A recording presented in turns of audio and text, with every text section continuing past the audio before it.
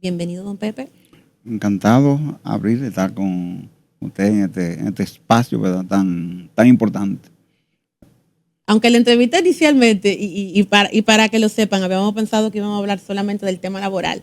He descubierto que hay muchos temas también que hablar sobre el doctor José Francisco Peña Gómez a propósito del aniversario que es de su fallecimiento, del 27 aniversario de su fallecimiento hace ya 27 años. Y a mí siempre me ha causado curiosidad el hecho de esa cercanía de mi padre con la izquierda revolucionaria en aquellos momentos. ¿Cómo se dio esa cercanía cuando uno quería llegar a recuperar la gobernanza de una manera democrática y la izquierda entonces quería hacerlo a través de las armas? ¿Cómo se dio esa sinergia?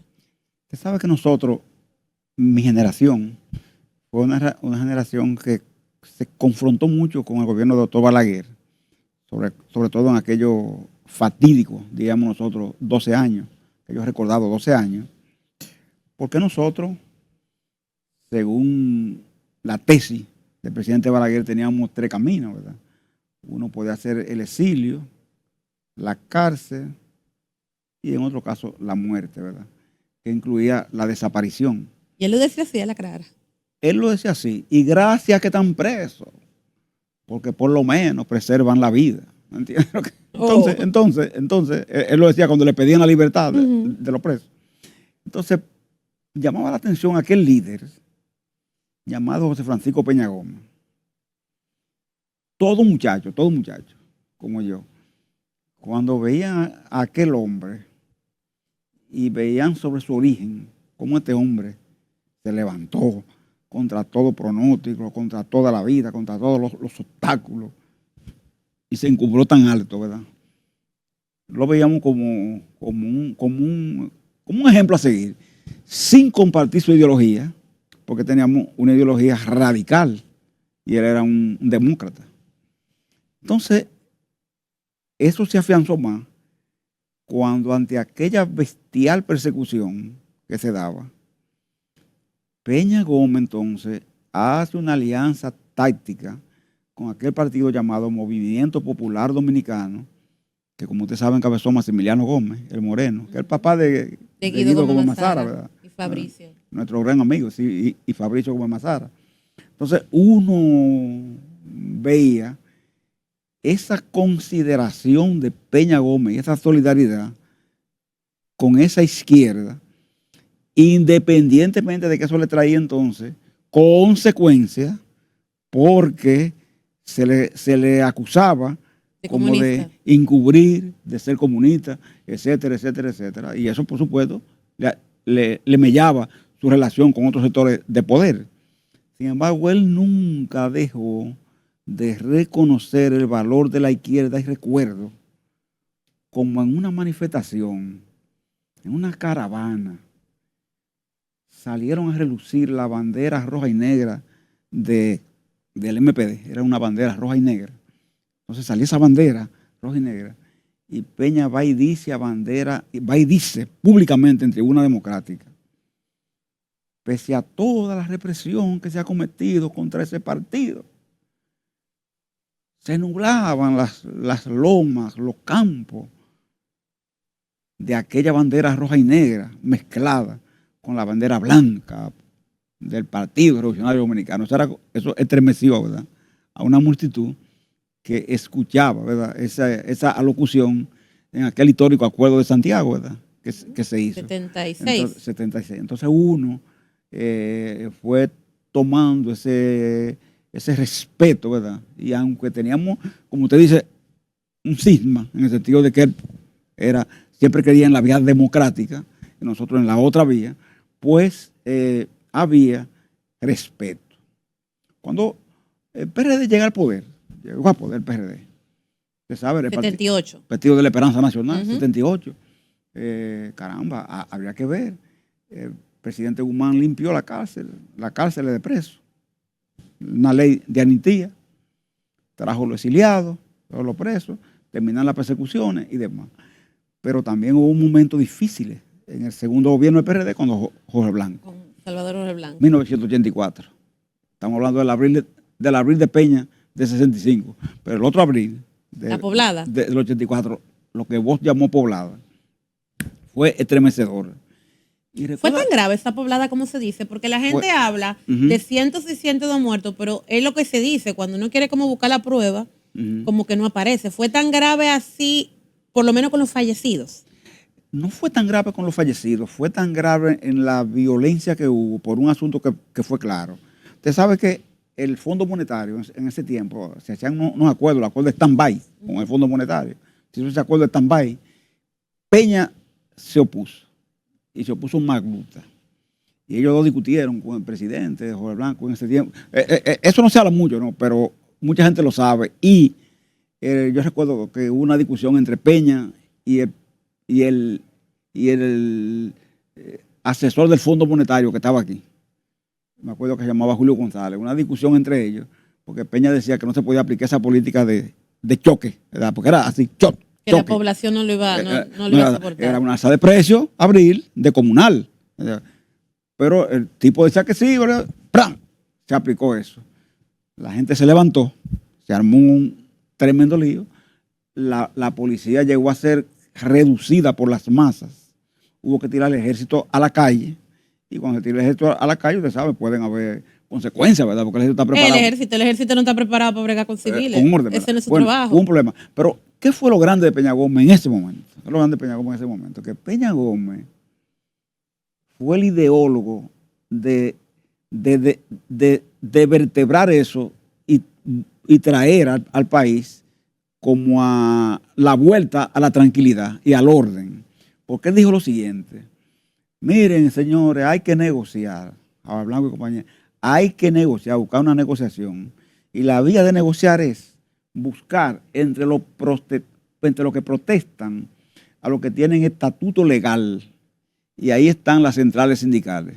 Con la que ya él tenía una buena relación por toda la historia de los 12 años. Ese partido estaba en la Bolívar, ¿verdad? PRD, ahí. Y ahí nos llamó Peña Gómez. Mire, ahí nos llamó él. Y ahí fuimos Julio de Peña Valdés, que usted ha oído mencionar. Sí. Francisco Santos, Rafael Santos, que usted lo conoce, ¿verdad? Que está ahí en Foté ahora mismo. Sí, el profe. Yo estamos todos ahí. Y Peña Gómez sale, y sale Molina Ureño. ¿Usted recuerda que era presidente del PRD? Yo no me acuerdo, pero en ese tiempo. Usted no puede acordarse de eso. No. Y Molina Ureño sale diciendo, no, porque el comunismo, y Peña le dice, presidente, espérese. No fue a pelear con las centrales que vinimos. Fue a encontrar un punto medio. Un arreglo, claro. No a pelear, ¿verdad? Entonces dice ahí, miren, señores, la única gente con estatus legal para negociar son ustedes. Vamos a negociar, vamos a buscar un acuerdo, a levantar un documento de consenso, que yo qué, mire, y ahí comenzar. Ahí volvió, mire, bajaron las aguas. Como respiro. Entonces yo digo que Peña Gómez era, yo digo a veces, uno de los más grandes tácticos del país, y que era mejor táctico para otro, para hacer a otro presidente y para elevar a otro que para sí mismo. Digo yo, ¿verdad que sí?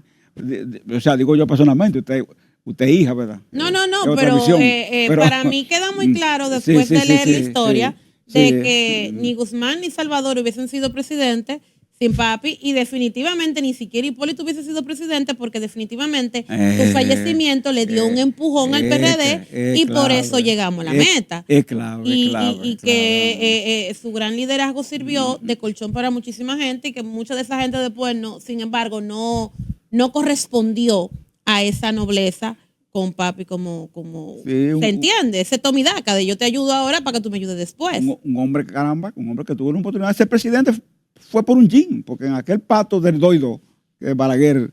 Sí, si él hubiese cedido... Si él hubiese cedido a eso... Gobierno aunque sea por 3 meses. Exactamente. Y cumple... y hubiese sido un lujo verlo, ¿verdad? Verlo, aunque sea un año en la presidencia, ¿verdad? Sí, hubiese sido un lujo. No se pudo ver, ¿verdad que no? Pero yo digo que Peña fue quizá uno de los grandes tácticos de este país, y hoy se nota, ¿verdad? Con todo y todo, ¿verdad? Y que hemos avanzado, se nota su ausencia, ¿verdad? De Peña Gómez. Porque siempre era como un remanso de paz.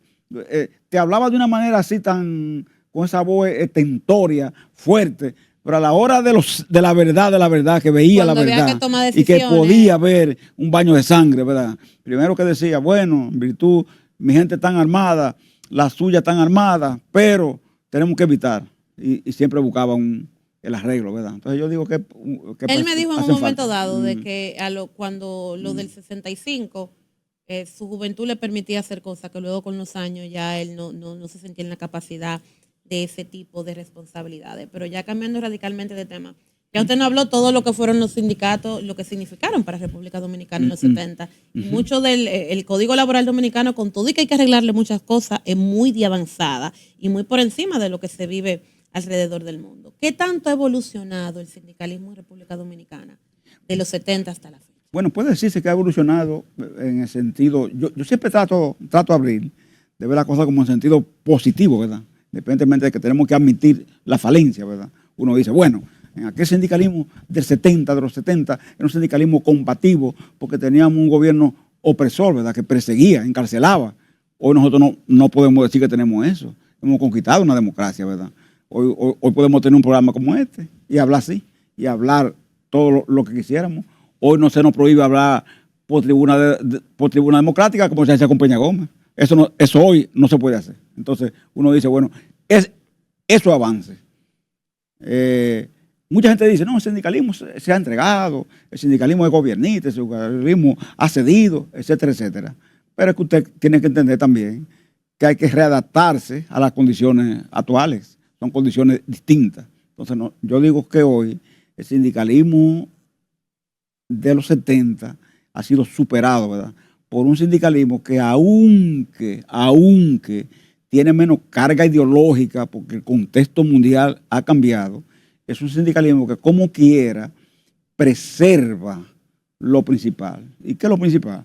Bueno, usted dice, el Código de Trabajo Dominicano del año 1992, hoy, comparado con cualquier otro de los códigos existentes en América Latina, es uno de los mejores códigos que queda, aunque está ahora en un proceso de reforma, ¿verdad?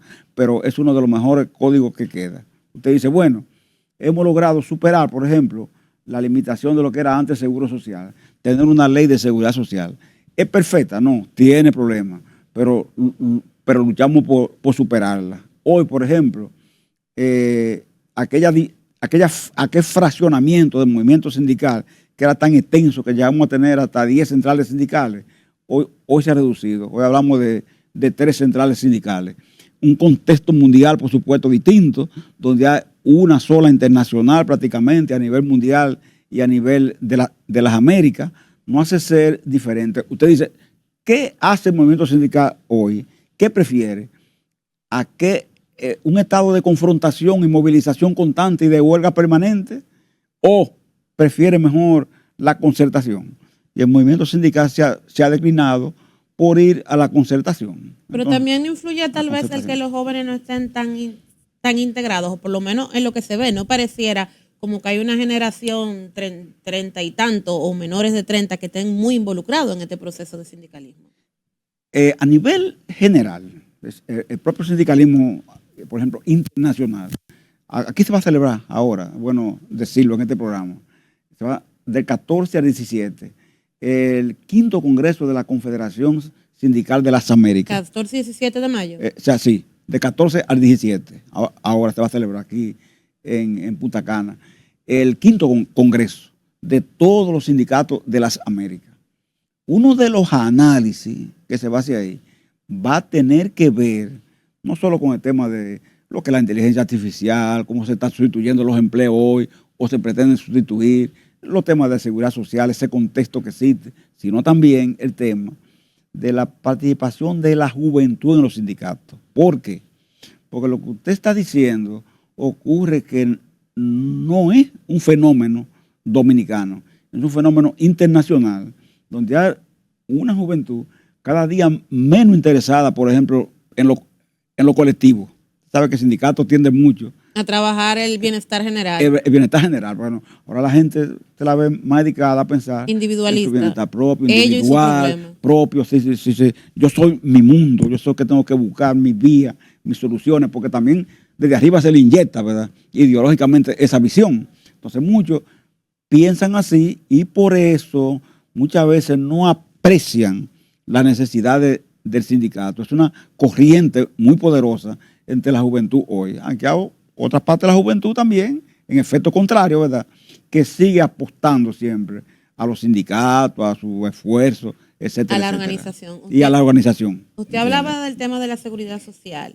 ¿Cómo usted ve cómo ha funcionado en los últimos 20 años la seguridad social y cómo evalúa esa implementación del plan de pensiones hasta la fecha? Sí, uno analiza la seguridad social y dice, bueno, cuando teníamos el Instituto Dominicano de Seguro Social, lo asegurado en ese instituto era el 7% de la población. 7%. Entonces usted dice, bueno, 7% era un número eminentemente exiguo, ¿verdad?, muy bajo. Entonces usted dice, ¿y hoy cuánto tenemos? Entonces usted dice, bueno, alrededor de un 87% de los ciudadanos dominicanos tienen un seguro de salud. Malo, bueno, regular, intermedio, pero tienen subsidiado, contributivo, pero tienen uno, ¿verdad?, un seguro de salud. Entonces usted dice, ¿y las pensiones? Las pensiones tienen un sistema de capitalización individual que es limitativo y crea incertidumbre. ¿Por qué? Porque usted no tiene certidumbre de lo que usted va a recibir. Y eso es importante. Entonces, el hombre, la mujer, siempre necesita tener certeza de decir, yo trabajé 30 años, coticé 360 cotizaciones, ¿cuánto yo voy a recibir como pensión? Entonces, cuando usted le dice a Arimendi Díaz Santana, que usted lo conoce, ¿verdad?, que fue el primer gerente de la Seguridad Social con Hipólito Mejía, cuando se creó esa ley, entonces usted le pregunta a Arimendi, ¿y cuál será al final mi pensión después de yo trabajar 30 años, 360 cotizaciones? Y él le dice, bueno, yo no puedo asegurar nada, pero el 85% de los trabajadores dominicanos, oiga, el 85%, su tasa de reemplazo va a ser de aproximadamente un 15% del salario que devengaba cuando tú eras trabajador activo. O sea, nada. ¿Eso no da ni para los medicamentos? La palabra nada, no da ni para los medicamentos. Entonces, ¿qué decimos nosotros hoy? El Congreso está ahí, hay una comisión bicameral, se está trabajando en el tema. Entonces, nosotros decimos, clase política, gobierno, congresistas, ustedes tienen que saber que nosotros no podemos como país caer en el tema de que cuando en el año 2033, ¿verdad?, que a lo mejor Abril yo no esté en este mundo, pero usted estará. Amén. Nos encontremos. Y cuando viene usted, que usted llega también. Ahora Abril, los seres humanos duramos mucho. Nadie sabe, ¿verdad? Claro que sí. Pero oiga, que cuando esos muchachos que después se convertirán en adultos mayores, viejos ya, y estarán en retiro, vayan a tocar la puerta para su pensión, le digan, mire, tu pensión es de 12,000 pesos, tu pensión es de 10, o tu pensión es ninguna, porque tú no acumulaste a las 360 cotizaciones. Y por tanto, tú vas a devolver lo que tú tienes. Vamos a devolverte lo que tú tienes aquí, pero no te lo vamos a devolver juntos, ¿no? Sino en etapa. En etapa. Entonces cuando, ¿cómo va a salir ese hombre de ahí, esa mujer de ahí? Mire, airado. Entonces va a ver lo que ha pasado en otros países, choque. Entonces, ¿qué tenemos que hacer nosotros? La generación que estamos ahora, ¿verdad? Que estamos aquí, la más joven, la intermedia y la mayor. Evitar la crisis. Evitar la crisis. Para eso nuestros políticos tienen que tener visión estratégica de futuro. Como decía el doctor Peña Gómez, mirar más allá de el costo de la democracia. Usted recuerda que él hablaba mucho. El costo de la democracia hay que pagarlo, ¿entiendes? Y aquí hay mucha gente que no quiere pagar el costo de la democracia.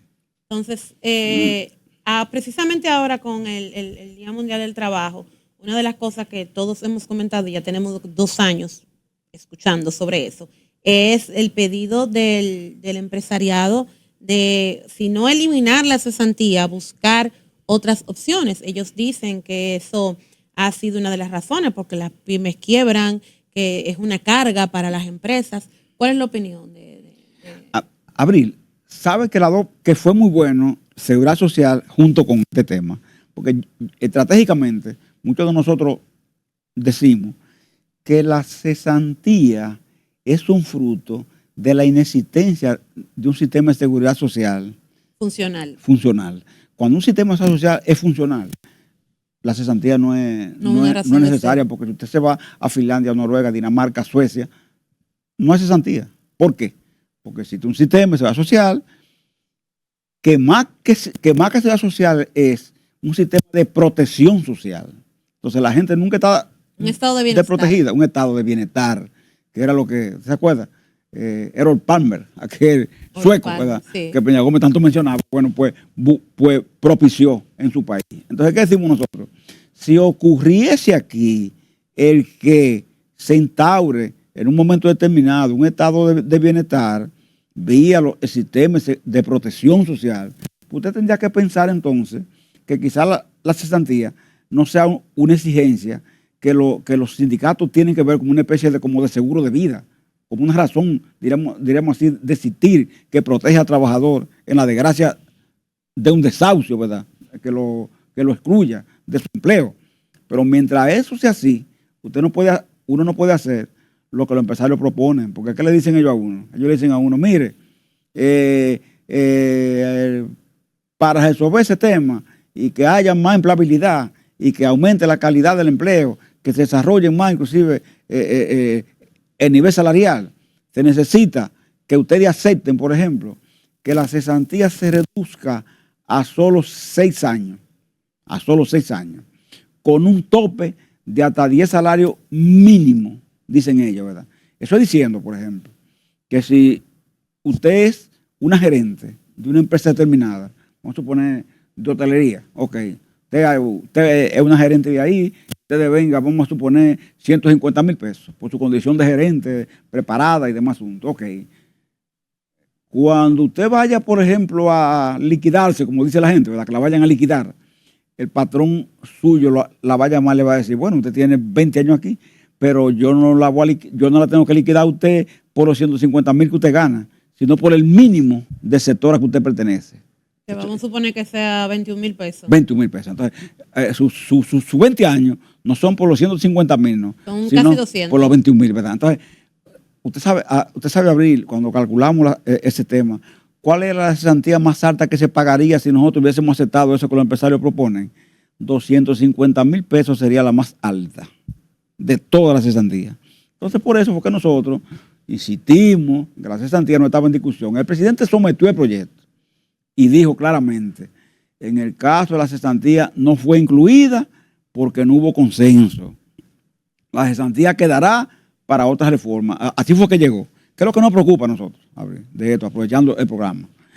Nos preocupa el hecho de que pese a que eso se envió así, la comisión, Abril, da vuelta tras vuelta, hace posiciones dubitativas, dice que sí, dice que no. Nosotros hemos advertido que tengan cuidado, que no jueguen con la estabilidad social de la República Dominicana, que la paz laboral es un ingrediente importante de la paz social y que traten de no equivocarse, que rindan el informe y que sometan la propuesta sin el estatuto referido a la cesantía laboral, porque expresamente el presidente no lo incluyó. Ahí. Entonces, normalmente nos concentramos en la cesantía, como que es el único derecho laboral que existe en República Dominicana, y con razón, porque ese es como el salvavidas de todo el que trabaja en este país. Pero, ¿cómo usted en sentido general evaluaría la situación de los empleados hoy en día en República Dominicana?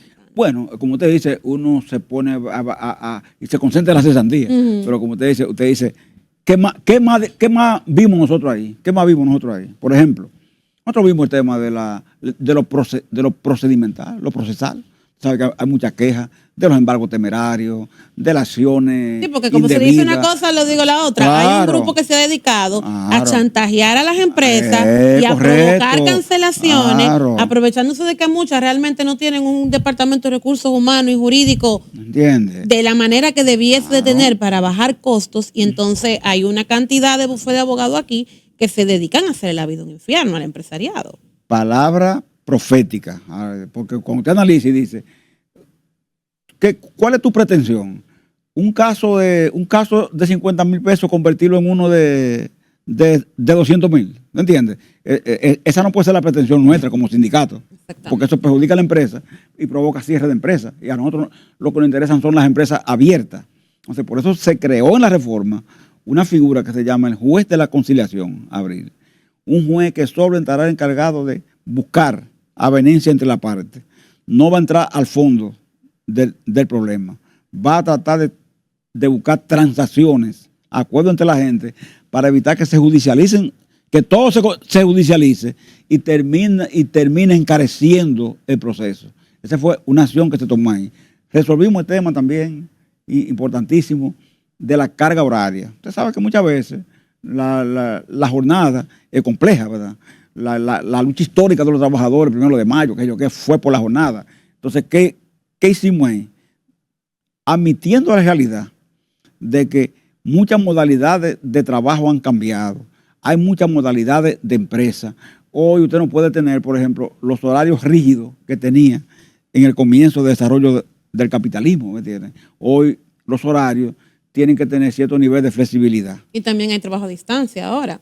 Trabajo a distancia, ¿verdad? A un desarrollo tecnológico que permite eso. Entonces usted tiene que saber aplicar esto sin vulnerar derechos, pero lograr que las empresas y los trabajadores puedan tener coincidencia, que no se conviertan en un estado de conflictividad por jornada, creando espacios de flexibilidad para hacerlo. Eso también lo resolvimos, incorporamos el trabajo de plataforma, el trabajo a distancia también.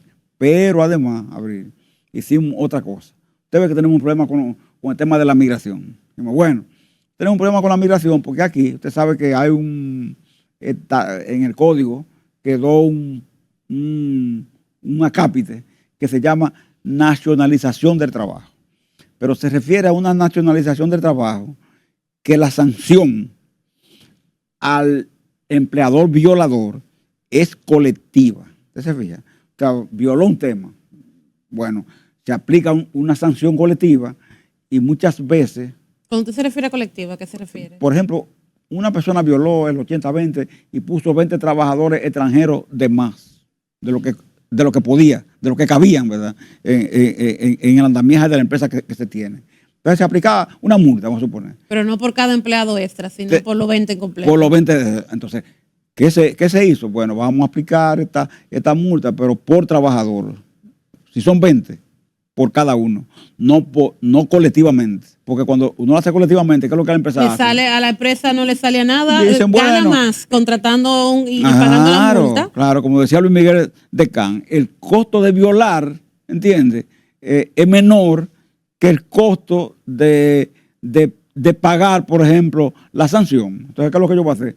Continúo violando, porque en definitiva lo que me interesa es el resultado económico. Entonces, eso lo corregimos también, creando esa figura, creando ese espacio. O sea, como se ve, y como usted lo está diciendo, no se trata solo del tema referido a la cesantía, sino que también hubo ahí arreglos, acuerdos que benefician también a las propias empresas.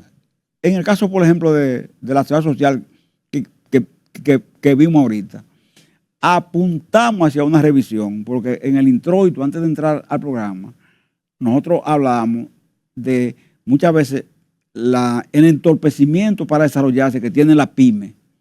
Entonces, lo que vimos fue que muchas veces aquí se mide con la misma vara una gran empresa en los procedimientos que una pyme. Entonces, ¿cómo han resuelto otros países ese problema? Lo han resuelto creando una figura que es el monotributo. Que con el monotributo, usted lo que hace es que pone, por ejemplo, a una pyme de 5 personas a pagar una sola suma. Eso es lo que le toca al año. Integral. Mire, eso es, al año. Con esto usted va a tener los 3 seguros. Alcance a los 3 seguros: pensión, riesgos laborales y salud. Bueno, usted sabe eso, ¿verdad? Usted formaliza esa empresa, paga, cotiza, la saca, ¿verdad?, de la informalidad, pero le da garantía, ¿verdad?, a los trabajadores y al propietario también, y le permite que se desarrolle. Entonces, esa figura también que va a quedar incorporada en el tema que vamos a ver, en la otra ley paralela a la laboral, que es la referida a la seguridad social. Es decir, como usted ve, estamos abriendo caminos. Y se está dando una sinergia entre las diferentes leyes para que se complementen. Para complementar una con la otra. Pepe, se nos ha acabado el tiempo y se nos quedaron con viaje de preguntas. Yo creo que vamos a tener que hacer otro programa. Muchísimas gracias por venirnos a ponernos en claro qué es lo que está sucediendo en el Congreso con relación al Código Laboral. Encantado, Abril, de estar con usted aquí. Muy bien. Vámonos a una pausa comercial y enseguida regresamos con más de RD al Descubierto.